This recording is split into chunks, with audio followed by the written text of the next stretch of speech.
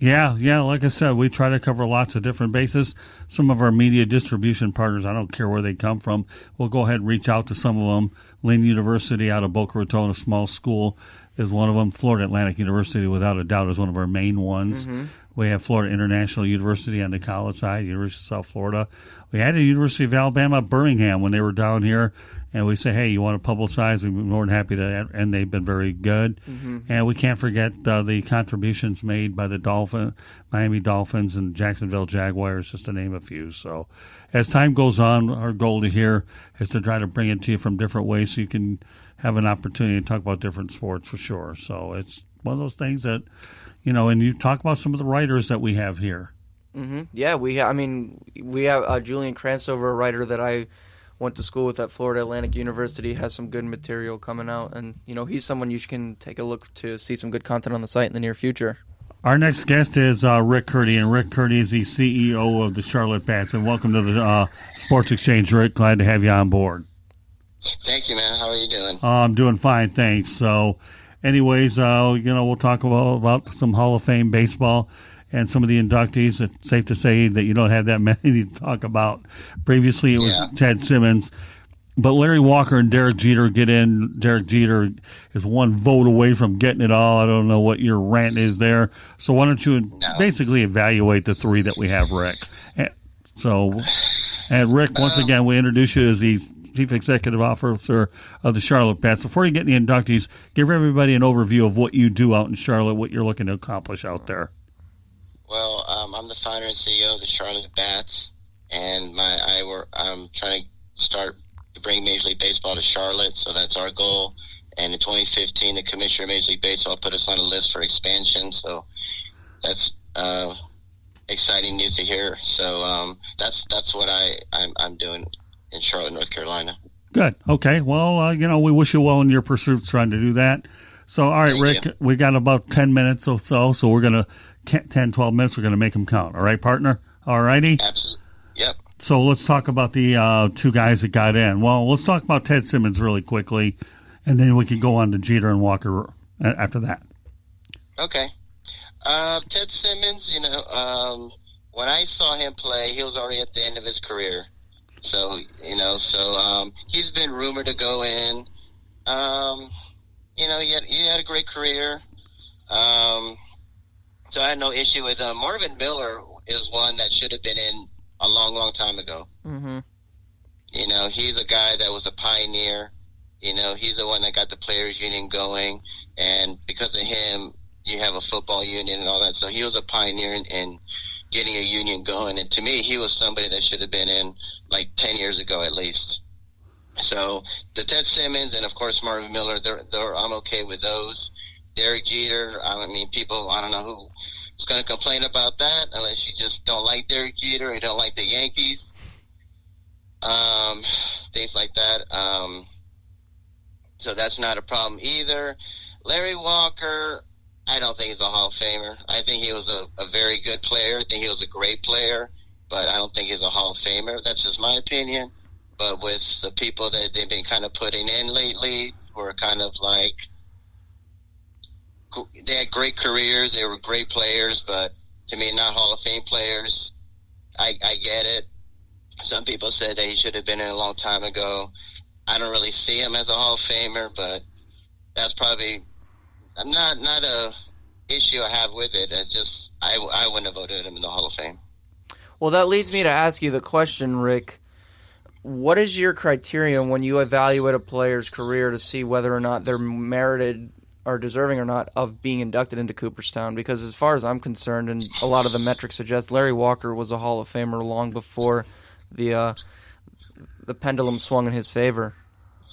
Well, I think you have to be consistent. I think you have to have a long career of consistency and through your career. A person that I think should be in the Hall of Fame and is not, and this is mind-blowing to me, is Fred McGriff. Oh, yeah. Mm-hmm. That guy, Crime Dog. I mean, it didn't matter what league he was in, American, International, he hit home runs. He was just a great player. He actually led both leagues in home runs. Mm-hmm. And so great player. I don't know why he's not in. I guess maybe because he doesn't have 500 home runs, even though he's like close to it. 493. Yeah. So I mean, to me, I'm just mind-boggling why he's not in the Hall of Fame, and so I just look at someone having a long career who are consistent, all-star games, winning a World Series, that kind of helps, but to me it doesn't. Just having a long, consistent career, and just being a great player. Well, and Larry Walker's a great player, don't get me wrong. I just don't think he did enough to be a Hall of Famer, but that's just my opinion. Well, that's okay. That's what we're here for, is opinion. So let me bring on a couple of dynamics.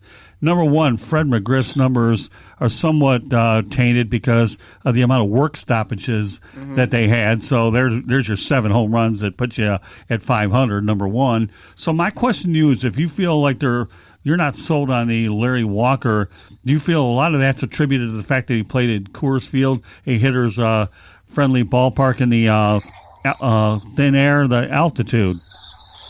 No, he was already a great player with the Expos, so I never really thought of that. I mean, if he was caught like cheating, like taking steroids or something, then that's a different story. So I'm not going to penalize him because he was in Colorado. Okay. He was already a great player with Montreal. Okay. Well, it's a good point. Lewis, what do you want? Ask him. I don't know if you're a big analytics guy, Rick, but Derek Jeter played nearly 1,000 more games than Larry Walker. And if you want to go by wins above replacement, Larry Walker actually has a higher WAR than Derek Jeter and 1,000 less games played. We can also mention the 7 Gold Gloves. He was 100 runs above average defensively. But my favorite metric, and I'm glad you don't use Coors Field against him, Fred McGriff's career OPS plus, the total assessment of your entire hitting output is 132. Larry Walker's OPS plus away from Coors Field, 141. That tells me enough that Larry Walker's a Hall of Famer. If you want to use MVPs as a justification, Larry Walker has that in 1997. He also hit 372 that year. So I think regardless of, what some may say, I mean, him being in the Hall of Fame was something, again, that should have happened a very, very long time ago. I think, too, you may agree with me on this, his case was similar to that of Barry Larkin. So Barry Larkin got in on the second year of eligibility. They both had only 7 seasons in their career of 140 or more games played. So had Larry Walker been on the field more, his case would have been a lot easier and he would have been a long time ago. But I think he has that Larkin effect working against him where injuries kind of hampered some of that. Yeah, I mean, that's true. I'm not a big WAR person. I'm not into analytics. I mean, I'm an old man. All right. So this is like this is way before my time. I mean, so I don't do the WAR. I don't do these analytics. Hey, listen. It's not my. I give it an eyeball test. That's how I am. And to me, Barry Larkin, he was again he was a great player, Hall of Famer. I don't think so, but that's just my opinion. But to me, my analytics is my eyeballs and just consistency. And listen, Rick, hold on. You and I are both the same way. I never really take these darn numbers into what they are. So you and I have had a lot of stimulating discussions, as the audience will get to know the longer you continue to appear on the platform here at the SouthFloridaTribune.com and our network. So I'm with you all the way. But hey, listen, you know what? Lewis gives us a dimension that you and I are definitely not one. Excuse me. That we're used to seeing. But, hey, you know what? It's good to get all sides. So I can't wait till we start bringing out Mount Rushmores that you think are 5 instead of 4, but that'll be for another date at another different time. But, yeah, the eyeball test to me has always been there. Any more than I really gave a damn about social media, but we had to live with it. So, that just goes to show you that those gray hairs we got, Mr. Curti, are there for a cotton-picking reason, aren't they? Yeah, absolutely. Yeah, whether we adapt or whether we like it or not, it's beside the point. Rick, now I wanted to ask you, and this may tar some feathers, but what's your opinion on Omar Vizquel? He got 56% of the vote this year. If you were to ask me and hold me at gunpoint, I'm telling you now that you can pull the trigger if I say Omar Vizquel's not a Hall of Famer, because I don't think he is. You can. I don't either. All right, okay. As long as we can agree on that. I mean, I'm not slighting the guy. He's one of the most respected names in baseball and one of the 3 best defensive shortstops, not named Ozzie Smith and Mark Belanger. But, again, I just don't think you can be an accumulator and have 2,877 hits, but you're not a Hall of Famer in my mind. I mean, he just wasn't that strong of a hitter. He's a great defensive player. Some people look at Luis Aparicio and say, well, what about him? He's in there. He wasn't that great of a hitter, but, I think sometimes we just kind of like, it's kind of like splitting hairs. But, yeah, I agree. I don't think he's, if it was a Hall of Fame for defensive players, absolutely. But you had to be a great defensive player and a great offensive player, and his numbers were just not that strong enough. Absolutely. Well, I mean, for that matter, okay, what about, let's look into next year's voting. You've got Curt Schilling, who jumped to 70%? 70.1%. So yeah. Do you think he finally gets in next year, Rick? Possibly. I think what's hurting him are all these racist things that he's been saying. Right. That's not been helping his cause. No. All getting fired off the sports center. And I know we're not supposed to be doing stuff like that, but we're human beings, and people are going to see that. And he got booted off from ESPN like 2 or 3 times for saying really disgusting, racist, offensive things. And I think that's what's hurting his case. Oh, I know it is. Yeah. Oh yeah, absolutely. So will he get in? I'm kind of surprised he went that high, but I think people remember the bloody sock. I think people remember, the Diamondbacks with him and Randy Johnson winning the World Series. Right. Co-MVPs. Oh, yeah, he was an incredible postseason pitcher, Rick. There's no doubt about that.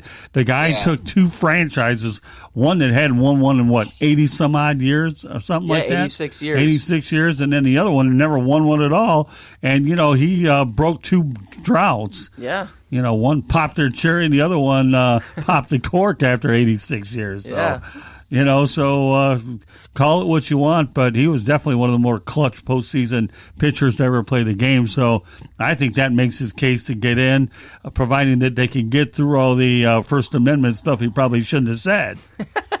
Yeah. Yeah, if you really want to get, and Scott sometimes says I use a lot of numbers, but if you really just want to see how valuable he was in the postseason, the ERA is 2.23 and over 133 postseason innings. That's pretty good. But win probability added, which essentially says how good you are when it matters, when you're on the field, he's second in the postseason all-time, only to Mariano Rivera. And we know how good Mariano Rivera is. The old adage is more men walked on the moon than scored against him in the postseason. So, well, we can both admit, Lewis, there's no problem with going ahead and talking a lot of numbers, and that there's nobody better than I've seen in my 41 years in the business than you with numbers. The question is how many do you really throw out there? But in this particular case, it's very relevant that the numbers are pertinent to the conversation, which back up what the conversation's about, right, Rick? Exactly. I mean, those numbers that you came up with, Schilling, are far better for the average old geezer like us, okay, than wins above replacement, okay? But I'm not saying they're not relevant. It's just what we were brought up based on what Rick says and the eyeball test. That's all. Yeah, like I said, Larry Walker's a great player. I just don't think he did quite enough to get in. And like I said, there's a lot of great, like Marvin Miller. To me, he's a pioneer in baseball for what he's done. Right. For him to barely get in right now, it's kind of a slap in the face to him. He's really he's brought in unions, not only in baseball, but now you have him in football and you have him in basketball. He's the one that's winning all that. He kind of was, and I'm sorry to cut you off, he kind of was to the MLB what David Stearns was, because he created free agency for us and he globalized baseball. We'd see it later in the 80s and the 90s, and obviously in 01 with the entry of Ichiro, but Marvin Miller's, laid the groundwork for a lot of that stuff. Yeah, absolutely. So, like I said, I'm glad he finally got in. I know a lot of people have been petitioning him to get in, and I'm happy that he got in. So I'm happy with that, but really no major, no Alan Trammell or last year the Harold Baines. That is mind-boggling how he got in. I'm always going to talk about Harold Baines. I just cannot understand how in the world he got in. You talk about the numbers are just not there. Great player. I'm sure he's a great guy, but a Hall of Famer? No. I don't think so. All right, well, you know what? We'll segue that to Rick Curti's next appearance here on the South Florida Tribune Broadcasting Network as he makes his debut at 108 Stitches Baseball Talk Around the Horn. Is that what you want to call it? I got to get trained by this little kid to mention the Around the Horn stuff. But we'll bring you on next week, and then you can talk about what we call the Hall of Very Good, all right? All right, sounds good, man. All right. Hey, thanks a lot for being on the program, Rick. I'll talk to you soon, and we'll get ready to bring on. You're going to appear on the Sports Exchange from time to time, as well as the baseball show. So look